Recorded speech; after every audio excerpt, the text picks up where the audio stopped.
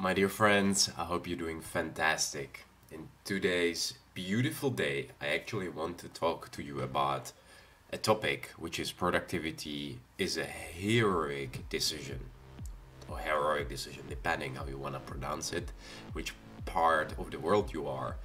But I wanted to tell you that heroism doesn't have to be something scary. I talk about it a lot because I really am a big advocate of underdogs, and I know when it comes down to productivity, we have this limited amount of decision process power, if you will, throughout the day. And that's why I prepared the three topics I want to talk to you about today. So I hope you're excited, like I'm excited, because it's a topic that has been on my mind for a while, and I would like you to pay attention. So I prepared some prompts for you, and the first prompt is dedicate yourself in the morning. Dedicate time in the morning to yourself. What do I want to say with this? Before the day starts, and I know it can be really crazy. I don't have kids yet, but I know friends and families, they have kids, and it's a different story. Sometimes it can be a hot mess, and you have to prioritize other people in front of you, especially, or before you, especially if you have kids. It's just inevitable. But despite that, I want you to try to dedicate morning time to yourself first. Maybe it means that you wake up 5 minutes or 10 minutes earlier than everybody else, and you just grab a coffee, you straighten up your thinking, you meditate, you do journaling, whatever that is. But that's something that I have been using in my life for the last, almost 20 years, and I can tell you it has served me really well, especially because of my morning mindset. It can be very easy to get sucked into the vortex of been there, done that, and do the same thing like that we know, instead of stepping out and say, how do I go to the next level? What do I need to do differently? And that means you need the free space and the free mind to do that. And when you dedicate yourself and plan the time in the morning, you will see things will happen for you. First of all, there's really the clarity of mind. Then whether you go for a walk, whether you exercise, there's benefits of the release of endorphins from sport, and even prioritization. If you don't have anything else or time for anything else, maybe meditate, maybe do a little mindful session where you prepare for the day, you visualize how do you want your day to go. The second thing I want to talk to you is really to dedicate your morning to your life project. And sorry, my fat fingers are sticking here.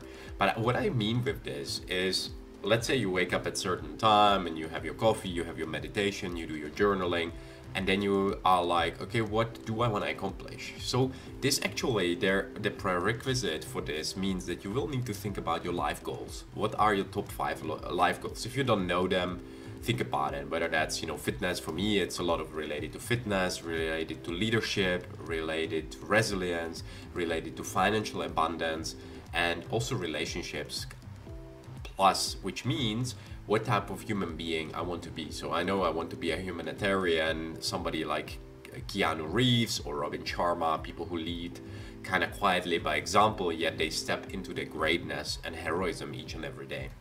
And when you focus your morning time for your project, you will see something magical happen for you.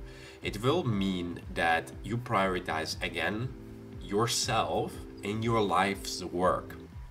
If you don't know what your life's work is, take time to dedicate this journaling session in the morning to this. And maybe that's your kind of project. You jump right from the journaling to, hey, I want to be a writer. That means, I need to write, or I want to be a trainer, or I want to be a coach. Maybe I want to be a policeman. Whatever that is for you, and wherever you see yourself in the 10, 20, 30 years, take a little bit the longer lens out so that you really give yourself some time to process through this and think about it. And this exercise is super powerful because it will give you the perspective that things are possible, that you don't need to be stuck in your corporate job, or that you need to be stuck as an entrepreneur. Maybe you want to switch back to being in corporate, and everything's possible. And maybe you were in a different industry and the new industry is scary for you. So set this lens for you. Third is the last part that I want you guys to focus on, is dedicate your morning to your vital projects. what I mean with vital is needle moving projects. So whether you're in a corporate employment setting or entrepreneur, I want you to focus on really first thing in the morning on the needle movers, which means, maybe you need to write a heavy blog post, or you need to comment on the presentation that goes out today for the client. Maybe you need to prepare for the presentation for a client. Whatever that is for you, I want you to take that as an opportunity to really focus on what works. The challenge is that email box is a prioritization tool of other people and what other people want from us, as Brendon Burchard says. And I really couldn't agree more. We need to challenge ourselves, not really force, but challenge ourselves to think about this topic, prioritization, from our perspective. What do I need from other people to get my job done, to get my projects done, to satisfy my happiness?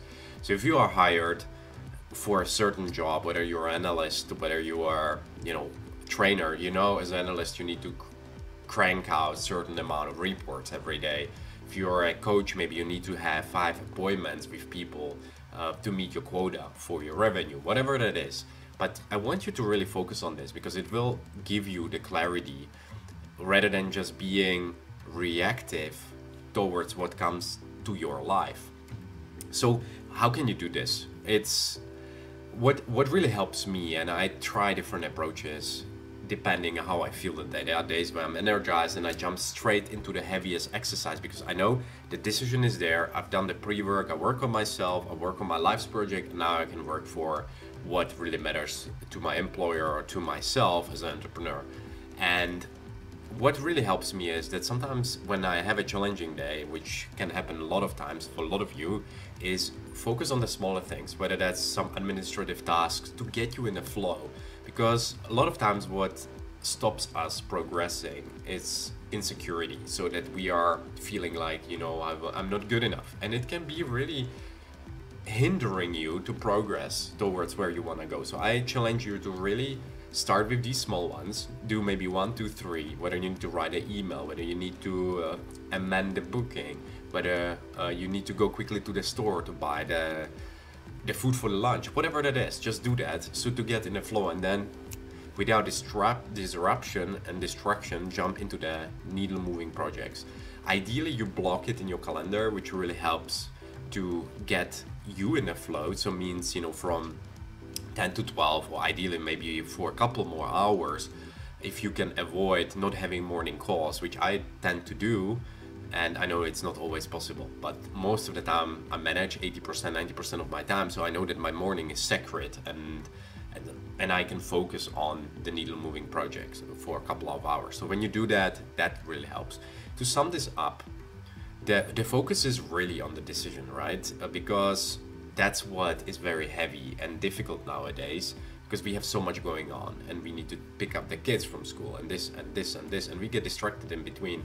So we really need to focus on recharging throughout the day, taking breaks, but also making sure that we work on the things that matter to us and that matter to our future value or progress. Because if we don't, we will get reactive and we will start answering all the emails from the top to bottom or from the bottom to the top, rather than just starting with prioritization, and I got a little bit caught in the word there, apologies, to get us in the flow. So I hope that's clear for you. Managing yourself will give you amazing benefits. Managing your future project and then managing the key moving needle projects will really bring the value and the success you will require in your life and you kind of desire, and momentum, and give you actually a little bit the freedom as well. So if you structure yourself now, which you might be, hey Matteo, I don't really like structure, try it out and you see that you will have more free time, because then maybe you will be done by 12